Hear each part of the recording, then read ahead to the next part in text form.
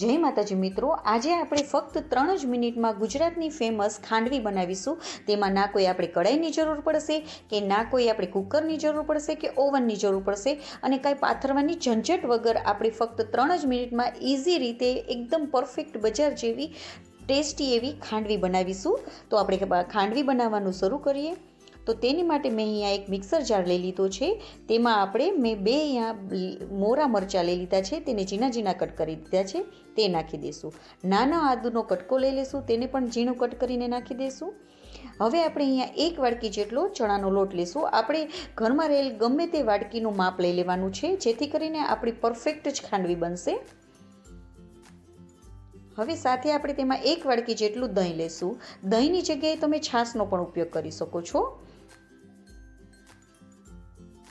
હવે તેને આપણે સરસ રીતે પીસી લેશું।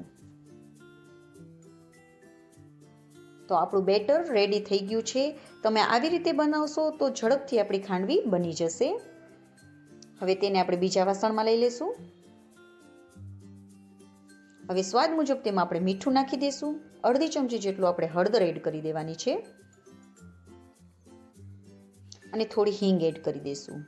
બધાને આપણે સરસ રીતે મિક્સ કરી દઈશું।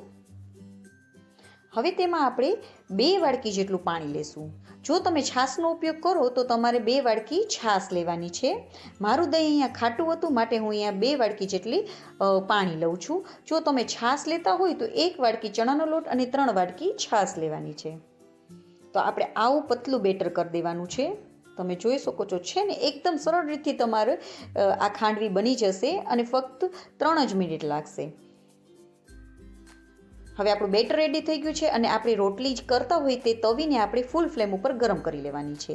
સાથે આપણે હવે નોનસ્ટિક પેન લઈ લેવાની છે અને તેમાં 1 ચમચી કે 2 ટીપા જેટલું તેલ લઈ અને તેને આપણે આવી રીતે હાથેથી લગાવી દેવાનું છે। કારણ કે નોનસ્ટિક પેન છે, માટે આપણે તેલની જરૂર બહુ નહીં પડે, કારણ કે આપણી ખાંડવી ચોટશે નહીં આમાં। હવે આપણે જે બેટર બનાવેલું છે તે આપણે 2 થી 3 ચમચી જેટલું તેમાં નાખી દઈશું।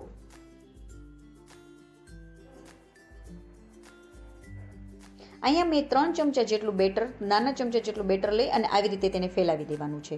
હવે જે આપણે તવી ગરમ કરવા મૂકેલી છે તેની માથે જ આપણે આને મૂકી દેવાની છે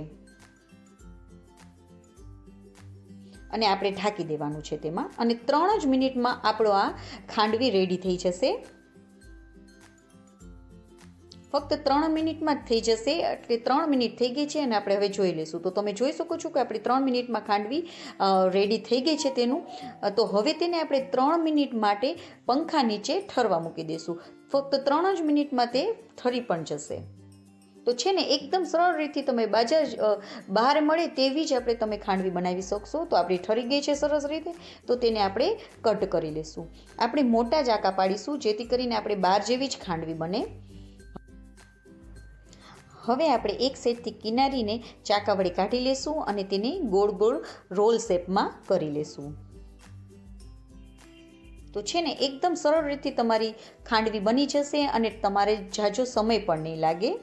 તો એકવાર જરૂરથી આવી રીતે ટ્રાય કરજો। અને હા, જો તમને આ મારી રેસીપી ગમે તો લાઈક કરવાનું ના ભૂલશો અને મારી ચેનલમાં નવા હોય તો સબસ્ક્રાઈબ પણ કરજો। તો છે ને, એકદમ ઇઝી રીતથી તમારી ખાંડવી બની જશે। તમે જોઈ શકો છો। તો આવી રીતે તમારે જેટલું બેટર પડ્યું હોય તેવી રીતે આવી રીતે બધાનું આપણે કરી લેવાનું। તો ફક્ત 3 જ મિનિટમાં તમારી ખાંડવી રેડી થઈ જશે। તો આપણી ખાંડવી રેડી થઈ ગઈ છે। તો તેમાં ઉપર નાખવા માટેનો આપણે વઘાર કરી લઈશું। તેની માટે મેં અહીંયા એક તવીમાં તેલ ગરમ કરવા મૂકી દીધું છે।